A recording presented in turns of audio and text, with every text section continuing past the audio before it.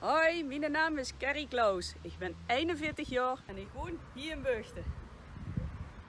Ik ben super groot dat ik mee mocht doen aan het passieverhaal in de rol van volgeling.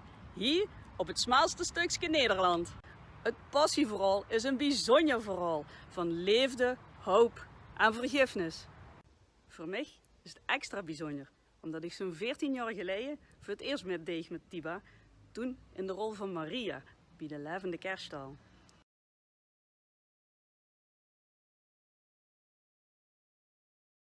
Hoi, hoe ging het?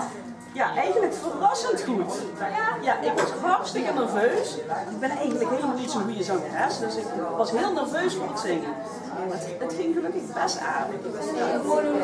Het monoloog ging goed. Kijk, ik zal jullie laten zien. Ik had stiekem een spiekbriefje in mijn mooie bijbel. Zie je dat?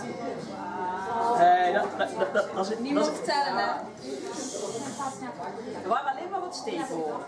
Dat ik wist waar ik moest beginnen weer met een zin.